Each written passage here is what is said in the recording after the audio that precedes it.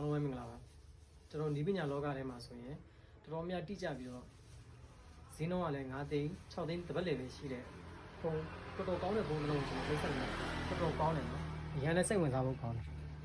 ဒီဖုန်းလေးကတော့ LG V50 10K လို့ခေါ်တာကျွန်တော်ဒီနောက်မှာ fingerprint ပါမယ် triple camera module နဲ့လာမယ် LG ကထုတ်လာဆိုတော့ကင်မရာတွေပိုင်းမိုက်ပြီးသားဘာမှမှန်နေလဲကောင်းပြီးသားဘာမှပြောကြမလို့တော့ဘူး fingerprint လည်းထိပွင့်မယ်ဒီမှာကျွန်တော်တို့ထိတာနဲ့တန်းပွင့်တယ်ကင်မရာတွေပိုင်းလည်းတော်တော်ကောင်းတယ်ဗျကျွန်တော်ဒီမှာကင်မရာတွေဆိုလည်းတော်တော်ကောင်းတယ်အများကြီးမိုက်တယ်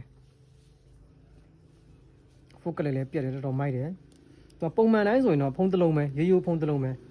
သူ့မှာပါတဲ့ဒီ dual screen ဆိုတဲ့မှန်လေးရှိတယ်အဲ့ဒီကာဗာလေးကို dual screen ကာဗာလေးကိုတက်လိုက်ပြီးဆိုဒီလိုမျိုးကျွန်တော်တို့တက်လိုက်မယ်ဆိုတော့လွယ်ကူကူပဲတက်လိုက်တဲ့ခါကျရင် dual screen ကိုသူက on မှာလားတဲ့ on ပြီဆိုကျွန်တော်တို့ dual screen on လိုက်တာနဲ့သူကမှန်တဲ့ချက်ဖြစ်သွားပြီကဲကျွန်တော်တို့ဒီမှာတပုံတော့ရိုက်မယ်ဒီဘက်ကနေမကြည့်ချင်ဘူးဒီဘက်ကနေကျွန်တော်ဝင်ကြည့်လည်းရတယ်ဒီကြည့်လည်းမယ်ကင်မရာလည်း resolution ကောင်းတယ်ဗီဒီယိုတွေဆိုပို့တော့မိုက်တယ်ကျွန်တော်အခုဒီမှာ resolution ကောင်းနေတဲ့ဗီဒီယိုတစ်ပုံရိုက်မယ်ရိုက်ပြီးတော့ကျွန်တော်တစ်ဖက်ကနေလည်းအေးသက်သက်လာပြန်ပြီးကြည့်လို့ရတယ်ဒီကောင်လည်းလုံးဝမထိခိုက်ဘူးเนาะဒီကောင်လည်း record လုပ်ထားလို့ရတယ်เนาะလုံးဝတော်တော်မိုက်တယ်ကျွန်တော်မှန်တဲ့ချက်ကိုကြိုက်တယ်လို့သုံးလို့ရတယ်ဒီဘက်မှာလည်းစိတ်ကြိုက်သုံးလို့ရတယ်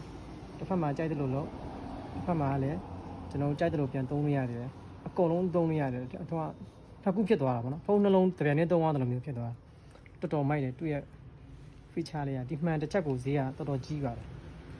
LG V50 တင်တူတဲ့စကွင်းကာဗာပါပြီးသားအကုန်လုံးမှာကျွန်တော်9သိန်းနဲ့8000နဲ့ရောင်းချနေမှာဖြစ်ပါတယ်ဒီမှန်အောင်မလိုချင်ဘူးဆိုရင်လည်းကျွန်တော်ပိတ်ချလိုက်လို့ရတယ်အဲဆိုရင်ပိတ်ချသွားပြီကျွန်တော်ဒီမှာကာဗာတစ်ခုလိုမျိုးပြန်ပြီးသုံးချလို့ရပါတယ်တော်တော်မိုက်ပါတယ်ဒီမှန်တက်ကိုဈေးကမသေးပါဘူးတော်တော်ကြီးပါတယ်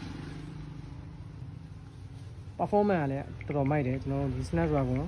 855ကိုသုံးထားတယ်သူက 2K resolution နဲ့ battery ဆိုရင်လည်း 4000 mAh တော်တော်ခံနေတယ်တော်တော်ခံနေတယ်ဆိုတာကျွန်တော်တို့တရားစမ်းတက်ပြီးတော့မှပြောပြတာပါဒီ dual screen တွေကိုကျွန်တော်တို့သုံးတာတော့မှ battery ကထိုးဆင်းသွားတာမျိုးတွေမရှိဘူးဆိုတော့ battery ကတော်တော်ခံနေတယ်ပစ္စည်းလေးလည်းတော်တော်မိုက်ပါတယ်အလုံးတော်တော်တန့်နေတယ်ကျွန်တော်တို့ဘေးပေါင်လေးတော်တော်မိုက်နေတယ်ဒီမှန်လည်းကျွန်တော်ပေးမှာပါအကုန်လုံးပေးလိုက်မှာပါဒီပြိုင်နဲ့